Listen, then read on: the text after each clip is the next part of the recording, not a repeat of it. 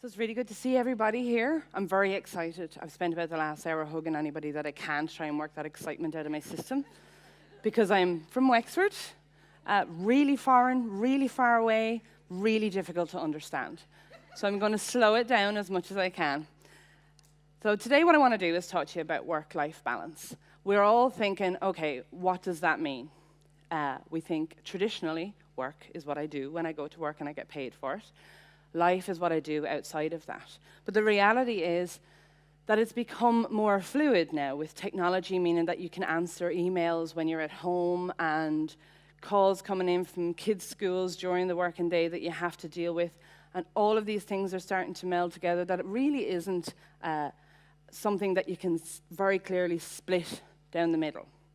So what I want to do is make sure that we understand that this is fluid and show you, hopefully, a few tactics that I've learned and use in order to get the most that I can out of my day and my work-life balance. So what I want you to do, and I'll explain this side in a minute, what I want you to do is just take a minute and think to yourself, what is it that makes you you? What do you do that makes you you? Is it a hobby that you have? Is it something that you've read? Is it a skill that you've practiced? Is it just a mindset that you like to be into, something that you do? And the reason that I'm asking you this is because the majority of people in this room won't still be doing that actively. So it's really important, and for the whole duration of this huge, long talk, I want you to keep this in mind, because I'm going to dip in and out of it and to and fro from it. So think about what it is that makes you you. I was going to ask a couple of people, but since the size of the room, I won't put someone on the spot today. For me, it's my family. I'm a mother of 4 boys. As you can see from that picture, pretty varying ages, from 22 down to 5. I also am a mentor. I volunteer with various different groups, most of them to do with women in business and women in technology. I also help my husband keep up with their crazy schedules. And then I have a family outside of that family. I have a sister here, who's here with me today, who's as important to me as my husband. Don't tell him I said that. So what I wanted to share from this is that for everybody, they have a thing. For me, it used to be running. Before my last child arrived, it was running, something I had to do every day. My family accepted that. There was no talking to me unless I'd been out and been running in the morning. And I'd come home, and about half an hour afterwards, when I got that high, because the run wasn't always the best part, the high was definitely the best part, they knew then, it's like some people with their coffee in the morning. I can talk to her now, it's grand, she's had her run. For another one of my sisters, it's crafts. She just isn't the same person unless she's doing something arty and crafty. That is what makes her who she is. Something happened in my family nearly 6 years ago. It was a big surprise to myself and my husband, and certainly to the 16-year-old with the glasses in the middle there, who cried when we told him that we were expecting that small little boy in the middle. His exact words were something like, "Oh no, not another one like that." So once we got over all that, we were very excited. We came to our 20-week scan. We went to go into hospital, all full of the buzz of taking pictures, bringing home scan pictures, telling everybody whether it was a boy or a girl, and just the usual excitement that comes with that. But instead, what we were met with was some serious faces and a lot of silence in the room. What had happened is that there was a bit of confusion about what could be seen on the screen. And it meant that we were left in a limbo, leaving that hospital, worrying about whether there was a problem or whether there wasn't a problem. But the only thing that we had clarity about was that it was going to take us 3 months to get that answer. So we had to spend 3 months reevaluating our lives down to the schedules that the boys had and trying to decide how would we cope with this. If it's a minor disability, it'll be fine. We'll figure out ways of dealing with that. If it's a massive disability, we'll have to have huge life changes. The career path for me was going to change. The career path for my husband would change. The boys' activities, all of that dynamic that was within my family that I took for granted was going to change. Now, we were fortunate in that, not through Christmas, because that was those 3 months. That was lovely. But when we got to January, we got the all clear. We were told he was going to be fine. As you can see, he's the center of all of our universes now and certainly rules the roost. But what I took away from that was that I realized that the most important thing to me when push came to shove and the crap hit the fan, as you might put it, was that I needed to spend more time with my family, doing family things with them, and appreciating each one of those for who they are and what they do. Now, it was running. Running went by the wayside for me for that. This became my new most important thing. And I still do other bits and pieces outside of that, and the boys appreciate everybody has to have their own. I have a basketballer, I have a tennis fanatic, I have a rugby champ, and then I have a soccer player. They couldn't all just like the same thing, could they? No. So, bearing that in mind, I want you to think about it with your specific thing that you were thinking about a minute ago that makes you you. I have beautiful, really realistic photos or pictures here now of some tower buildings. I want you to think about your day as being like a tower. And in that, I want you to consider all of the rooms that are in it. So there's 48 rooms in your tower. They're half-hour slots, all of those rooms, half-hour slots. And if you take the average day for somebody who works a 9-to-5 job, who has to commute, who has to eat breakfast, lunch, dinner, who showers, who sleeps, who does all those normal average things that people do for a working day, it leaves you typically on a every 5 days of the 5 working days, 3 slots, 3 empty rooms in that tower block. If you imagine yourself walking around a building with 48 rooms in it, and you had 3 that were empty, it's not a lot of empty rooms, but it is empty rooms. So what I want you to do with that tower block idea is think for a minute. That's an hour and a half.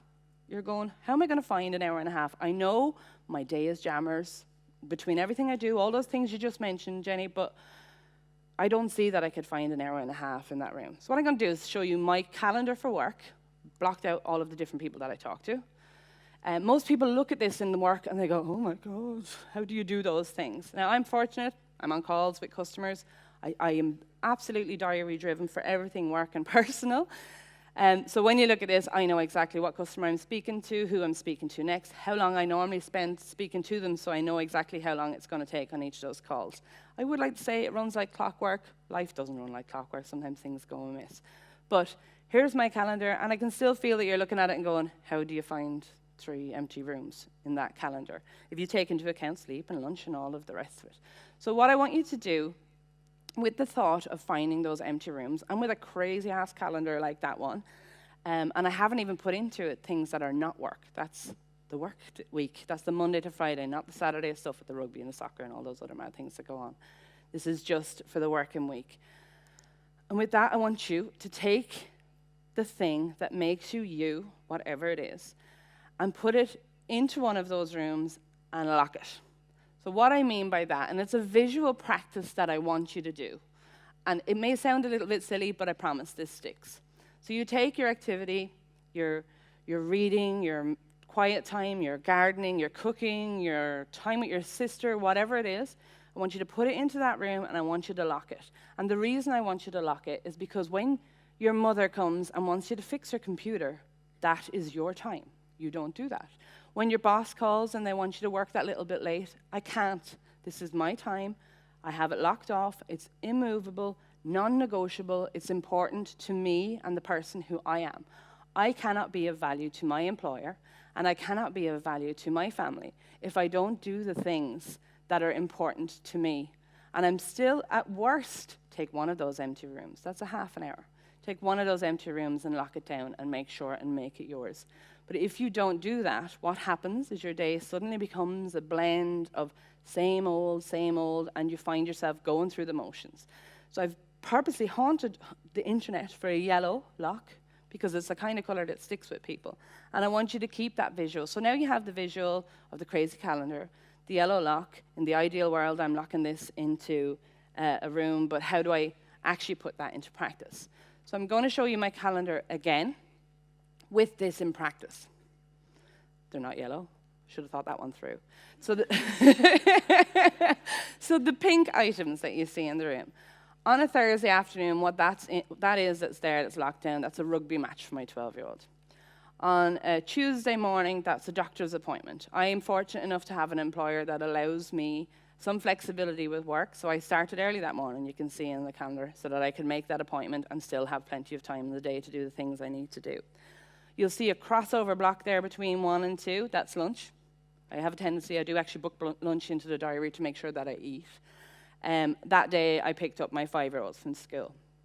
But the most important one to me is the 26th. And it sits with this promise that I've made to my family, to my thing, my room that's locked. And that was my son's 16th birthday party. So, birthday party? She's 16, Jenny. It's his birthday day.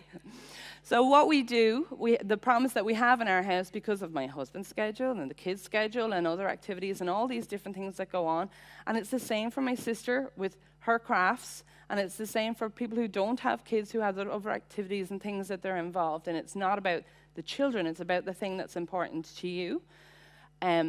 What we did is we made a promise that when it was people's birthdays, our birthdays in the family, that we would take that day off, no matter what you're doing.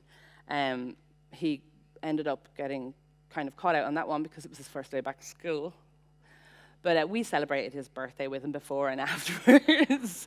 But I'm saying, even in those situations, for me, it's important that they're there and they're a part of that activity. If it's something that I'm doing for my family that they're not actually a part of, I will still block off that day and make time for it as well. So it's an exception on that week, but I wanted to show you that week because it's so important. There was so many things that happened in work that day, that week, that I really could have done. I could have easily found a day's work to do and plenty of projects to get involved in.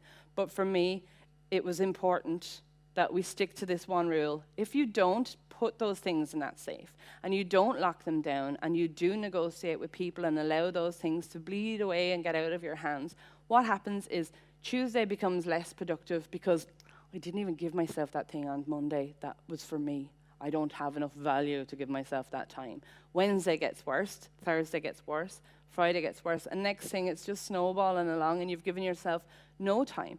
If you can't, you give time to your family, you give time to your friends. If you can't give yourself time, where are you on that scale of value? So in order to give yourself value, you need to give yourself time. And I do appreciate that the days are crazy busy, so I would suggest that what you do, which is what I had to do, is sit down and actually map out what you're spending your days doing. Do it for the next week. So even if it's toilet visits, mark them all down. Make sure that you have everything covered in. Could be something you need to look at. But if you're watching television, I want you to mark it down because that may be your thing. Maybe you need to relax watching TV, but put it all down and see where you have slots that you can use for things that are important to you. I have a quote. There's been lots of arguments about this quote at home. My husband was on Tory Island having some beers with the King of Tory, who I believe died this year, but he's a real thing, so Google that. And there was a couple of scholars in there, and they had said in their conversation that sometimes the only thing you can change is your attitude, but your attitude changes everything. Now, if you look around the internet, you'll find variations of this quote where the attitude is replaced with other words. But I like this one in particular, because if you can walk out of here today with that yellow safe in your mind and take the attitude of that is mine, I own it, nobody else can have it, it's something that I'm doing just for me, I think that you'll see a significant difference with the 48 rooms that you have in your building and that little bit of time that you're allocating to yourself. The most important person here in this room to you should be you. Nobody else. So I took a few examples from some people about the things that made them happy. And while I was doing the little bit of research on that, I came across a research that Harvard was doing. They've been doing it now for 80 years. It's ongoing, and it's about happiness. And what they discovered is that some of the basic things we all know, eating, breathing, drinking, water, make people happy, having those needs, those natural needs satisfied. But as well as that, they discovered that it's not the big ticket items that make people happy. It's not the lotto win or the fancy car or the big house. But they actually discovered what was even more important, the things that make people unhappy. And they're those little things that happen or little things that are persistent that niggle away. The tap that drips in your bathroom. I'm sure that at least one person went, oh. But that's irritating, it's annoying, and it grates away at you. So if you make that locked room not yours, that's going to become the annoying, niggly thing, and that persists and becomes your unhappiness. And it's a very small thing that you can fix, that you can change, and that you can own and make yours. With these few of these examples, I was going to talk about, about how it works. So I have a friend who's into gardening. I'll take that, right? So with all of these, there's a way of approaching them to make sure that you are involved in that process, that you're completely immersed in it. So say you only have 2 rooms twice a week that you're going to do, and you're going to spend it gardening because you like to cook, and you're going to, whatever, I don't know, I'm not into gardening. But my friend who is, she was doing it, and she's saying to me, this is not really working for me, you know. And I asked her to relate to me what she's doing in that hour. She's gardening, she's cooking the dinner at the same time. She's gardening, and her 2-year-old isn't watching Peppa Pig the whole time. She's gardening in and out, in and out. She's gardening, and the dog is up in her business. That is not giving time to yourself. That's trying to do something while you're doing something else. That's not, you wouldn't do that to other people. So if you're going to do something, like in her example, gardening, you need no kids, no phone, no TV, unless you like music, no music. Definitely no cooking the dinner, totally averse to that. And you need to go out into the garden, get your hands dirty, smell it, read the instructions on all the, maybe I'm the only one that does that, buys them in the pots, read the instructions on the pots, get really involved in that, because what happens at the end of that is at the end of that day and the end of that week, the end of that month, that year, and so on, this is something that you remember that you did for yourself. If you think back to when you were a small child and you were learning how to ride a bike, or you were learning how to bake, maybe one of your parents taught you how to bake, I bet right now you can remember what the wooden spoon felt like in your small hand, and what the texture of the batter was like, and how it felt to be trying to pour it into the little dishes when you didn't have the mechanical skills to do that. I bet you remember every sensation about that moment, or some other moment that you had as a child. And that's because you weren't distracted by other things. That's because you were focused entirely on that single task you were doing at that time. And that's really hard to do now, with so many distractions going on. So shelve everything. Get your little locked room. This is my time. F off, everyone. Leave me alone. I'm going to do it. And go out and get your hands dirty, but really immerse in it and do it so that when you turn around in a month's time or a week's time and you're thinking, okay, this is a really difficult week in work. This is a difficult problem I'm having at home, but at least I can say that I took this time for me. I know who I am. I feel more whole because of it. And there's so much more value in that than any other outside influence is ever going to give you. So please, if you do nothing else today, take that safe out there with you, your yellow locked door and your empty rooms. Don't forget them. Thank you.